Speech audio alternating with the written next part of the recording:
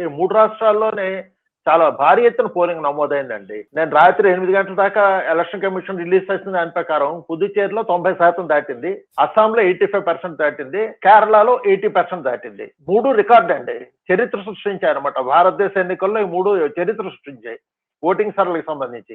ఎందుకు ఇంతలాగా వచ్చింది అంటే మీరు అన్నట్టుగా ఇందాకలా అయితే యాంటీ ఇన్కంబెన్స్ అయ్యొచ్చు, ప్రో ఇన్కంబెన్స్ అయ్యొచ్చు, అవన్నీ పక్కన పెడితే ప్రజల్లో చైతన్యం వచ్చిందండి గతం కంటే ఓట్లు వెయ్యాలి అని. ఎందుకు ఇంతలా చైతన్యం వచ్చిందంటే ముఖ్యంగా ఎలక్షన్ కమిషన్ గత ఏడాది బట్టి ఎస్ఐఆర్ అని చెప్పి ఓటర్ లిస్ట్ ప్రక్షాళన చేయడం, ఓటు విలువ తెలియచేయడం, ఇవన్నీ ప్రజల్లోకి బాగా ఎలక్షన్ కమిషన్ గురించి, తర్వాత ఓటింగ్ సిస్టమ్ గురించి, ప్రజాస్వామ్యం గురించి బాగా ప్రజల్లో చర్చ ఎక్కువ జరిగిందండి. అది కాకుండా ఒక వర్గం వాళ్ళు కొంతమంది బాగా ఓట్లు వేస్తున్నారు, హిందువులు అన్న వాళ్ళు కొంతమంది బద్దకించి ఓటర్కి వెళ్ళటం లేదు, చదువుకున్న వాళ్ళు ఉద్యోగస్తులు కూడా ఓటు హక్కు సరిగా వినియోగించుకోవటం లేదు అని రకరకాలుగా అన్ని వస్తున్నాయి. అన్ని కలిపి సోషల్ మీడియా వల్ల ప్రజల్లో పూర్వం కంటే ఇప్పుడు ఓటు హక్కు వినియోగించుకోవాలి అన్న చైతన్యం బాగా పెరిగింది. తర్వాత ఈ శాతానికి పర్సంటేజ్ కి మరొక ముఖ్య కారణం ఏంటంటే ఈ ఎస్ఐఆర్ చేయడం వల్ల కూడా ఓటింగ్ పర్సంటేజ్ మీకు బాగా కనిపిస్తుందండి. చాలా మంది అది గుర్తించడం లేదు. కానీ ఉదాహరణకి ఒక రాష్ట్రంలో మీకు 5 కోట్ల ఓట్లు ఉన్నాయనుకోండి, దాంట్లో ఎస్ఐఆర్ లో ఒక 50 లక్షల ఓట్లు తీసేశారు అనుకోండి, అంటే ఈ 50 లక్షల ఓట్లు ఏంటి, అసలు ఓట్లు కావన్నమాట. అవి డబుల్ ఓట్లు, లేకపోతే చచ్చిపోయిన వాళ్ళ ఓట్లు, లేకపోతే వేరే ఊరికి ట్రాన్స్ఫర్ అయిపోయిన ఓట్లు. ఆ ఓట్లు ఎప్పుడు పడవు, ఆ 50 లక్షల ఓట్లను పడవు. ఎందుకంటే అవి యాక్చువల్ గా ఓటర్ లిస్ట్ లోంచి ఆ పేర్లు తీసేయాలి, క్లీన్ చేయాలి. ఓటర్ లిస్ట్ క్లీన్ చేస్తే 4.5 కోట్ల మంది ఓటర్లు అక్కడ ఉండాలి. కానీ దురదృష్టవశాత్తు గత 10 సంవత్సరాల్లోనే ఓటర్ లిస్టు ప్రక్షాళన చేయకపోవడం వల్ల చనిపోయిన వాళ్ళ పేర్లు తీయలేదు, తర్వాత వేరే ఊర్లకు ట్రాన్స్ఫర్ అయిపోయిన వాళ్ళ పేర్లు తీయలేదు, ఒకే ఊర్లో వేరే బూతులకు వెళ్ళిపోయిన వాళ్ళ పేర్లు తీయలేదు. దీనివల్ల ఏమైందంటే ఒకే పేరు 2-3 నియోజకవర్గాల్లోనే, లేకపోతే 2-3 ఊర్లోనే, అలాగే వేరే వేరే రాష్ట్రాల్లో ఇలా ఉండిపోయి పెరిగిపోయి. దీనివల్ల ఏంటంటే డమ్మీ ఓట్లు పెరిగిపోయి యాక్చువల్ గా 5 కోట్ల ఓట్లు కాదనమాట, యాక్చువల్ గా ఉన్న వాళ్ళు 4.5 కోట్లే.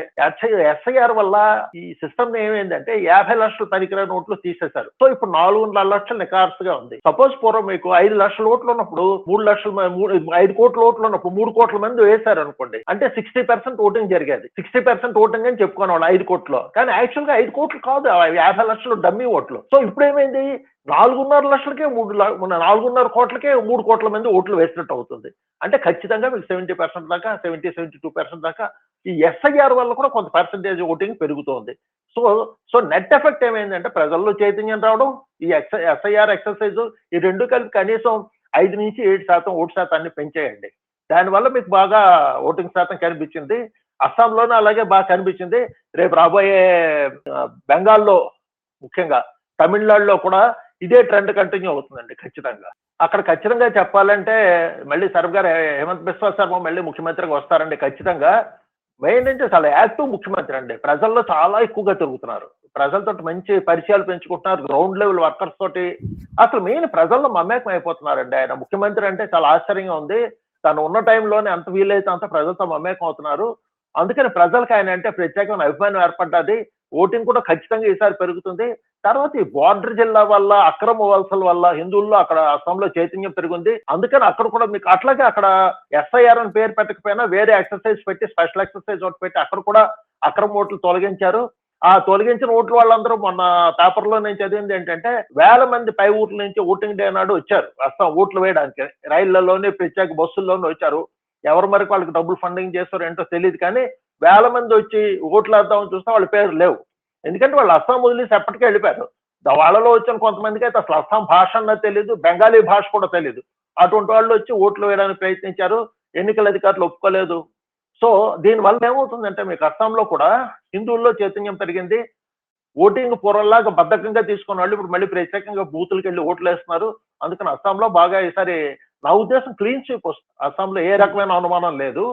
ఆశ్చర్యకరమైంది ఏంటంటే కేరళలో ముందుగా సాధారణంగా ఒకసారి లెఫ్ట్ వీళ్ళు ఫ్రంట్ వస్తే, ఒకసారి కాంగ్రెస్ ఫ్రంట్, యూడిఎఫ్ ఫ్రంట్ వస్తుంది. ఈసారి ఏమనుకున్నారంటే వరుసగా 10 ఏళ్ళు లెఫ్ట్ పరిపాలించింది కాబట్టి కాంగ్రెస్ నేతృత్వంలోని యూడిఎఫ్ పూర్తి మెజారిటీ తోటి క్లీన్ స్వీప్ చేస్తుందని మొదటి నుంచి అందరూ ఆశపడ్డారు. కానీ ఆశ్చర్యకరంగా లాస్ట్ కంటే ఈసారి బాగా బీజేపీ పుంజుకుందండి. పుంజుకోవడంతో ఇప్పుడు ఏమైంది, లెఫ్ట్ కి వ్యతిరేక ఓటు అన్నది బీజేపీ ఎంత మాత్రం చీలుస్తుందో, ఎంత మేర చీలుస్తుందో అన్నది ఆశ్చర్యం. సో కాంగ్రెస్ కి కంఫర్టబుల్ విక్టరీ అనుకున్నది ఇప్పుడు కాంగ్రెస్ కి కంఫర్టబుల్ విక్టరీ రాదు. కొందరు అనుమానం, చాలా మంది అంటుంది ఏంటంటే కేరళలో బహుశా హంగ్ అసెంబ్లీ వస్తుంది అని నా అంచనా కూడా అదేనండి. ఇద్దరికి ఒక 5-6 సీట్ల తేడాలో హంగ్ అసెంబ్లీ వస్తుంది. ఎవరికి పూర్తి మెజార్టీ రాదు. బీజేపీకి ఒక 10 సీట్లు 8 సీట్లు వస్తే చాలా క్రూషియల్ అవుతుంది. అప్పుడు తప్పనిసరి యూడీఎఫ్ ఎల్డీఎఫ్ కలిపి గవర్నమెంట్ ఫార్మ్ చేసుకోవడం, లేకపోతే వాటిల్లో మళ్ళీ కొన్ని ముక్కలు అటు ఇటు జరిగి కొత్త గవర్నమెంట్ ఫార్మ్ చేయడం ఏదో చేస్తారు. అబ్సల్యూట్ మెజార్టీ తోటి అయితే కాంగ్రెస్ గవర్నమెంట్ ఫార్మ్ చేస్తున్న ఆశపోయిందండి. ఇవాళ నేను చాలా ఆర్టికల్స్ చదివాను కేరళలో రాసిన వాళ్ళవి. కేరళ లోకల్ గా కూడా వాళ్ళు అదే అనుమానం ఉన్నారు. ఊహించిన దానికంటే బీజేపీ పుంజుకుందని. ఇక రాబోయే రోజుల్లో తమిళనాడు చూడాలి. పుదుచ్చేరి ఎన్డీఏ వచ్చేస్తుందండి. పుదుచ్చేరి ఎన్డీఏ ప్రభుత్వం మీద పాజిటివ్ గానే ఉంది. అందుకని పుదుచ్చేరి అస్సాం ఎన్డీఏ గ్యారెంటీగా వస్తుంది. కేరళలో హంగ్ వస్తుందని నా అంచనా అండి. బాగా యాంటీ ఇంకంబెన్సీ ఉంది. తర్వాత ఈ గోల్డ్ స్మగ్లింగ్ అని ఇవన్నీ అయిన తర్వాత రకరకాల ఆరోపణలు వచ్చాయి. వాళ్ళ అమ్మాయి మీద ఆరోపణలు వచ్చాయి. సో లా అండ్ ఆర్డర్ విషయంలోనే కొంత ప్రజల్లోనే ఇది ఉందండి, అప్రమత్తం ఉంది. తర్వాత క్రిస్టియన్ ఓట్లు కూడా కొంత దాకా కమ్యూనిస్టుల నుంచి దూరం జరుగుతున్నాయండి. ఆ క్రిస్టియన్ బ్లాక్ దూరం జరుగుతుంది. వీళ్ళు ఏమైందంటే కమ్యూనిస్టులోనేండి మరీ ఎక్కువగా ముస్లిం ఎపేస్మెంట్ ఎక్కువ అయిపోవడంతో క్రిస్టియన్లు కూడా కమ్యూనిస్టుల నుంచి కొంచెం దూరం జరుగుతున్నారు. ఓట్ బ్యాంక్ వాళ్ళు అటు వెళ్తారా, కాంగ్రెస్ పక్క వెళ్తారా, బీజేపీ పక్క వెళ్తారా అన్నది చూడాలండి. అందువల్ల పినరాయి విజయన్ గారికి అంత ఈజీ విక్టరీ సార్, విక్టరీ కాదు అసలు, నమ్మకం లేదండి. గెలుస్తారని అయితే నమ్మకం లేదు. కాంగ్రెస్ ఖచ్చితంగా గెలుస్తుందని అందరూ ఆశపడ్డారు. కానీ ఇప్పుడు బీజేపీ బాగా ప్రచారం బాగా చేస్తోంది. మంచి మంచి క్యాండిడేట్స్ పెట్టింది. తర్వాత కొన్ని ముఖ్యమైన నియోజకవర్గాల్లో కాన్సన్ట్రేట్ చేసి ప్రచారం ఉధృతంగా చేస్తోంది. అందుకని ఎంత మేరకు అది ఓట్లు చీలుస్తుంది, ఎంత మేరకు అది కాంగ్రెస్ కి నష్టం కలిగిస్తుంది, కాంగ్రెస్ ఎంత మేర తక్కువ అయిపోతుంది, పూర్తి అధికారం రాకుండా ఎక్కడ దాకా వెళ్తుంది అన్నది అందరూ ఎదురు చూస్తున్నారండి ఆసక్తిగా. ప్రస్తుతానికి అయితే ప్రజలు మూడు చూస్తే అట్లాగే ఉంది. సాధారణంగా కేరళలో ప్రతిసారి యాంటీకి మారవలసింది. ఒకసారి యూడీఎఫ్, ఒకసారి ఎల్డీఎఫ్ రావాల్సింది. లాస్ట్ టైం కంటిన్యూస్ గా 2 సార్లు ఎల్డీఎఫ్ వచ్చింది కాబట్టి ఖచ్చితంగా కొంత యాంటీ ఇంకంబెన్సీ లెఫ్ట్ కు ఉంటుంది. అదే దానికి నెగిటివ్ పాయింట్.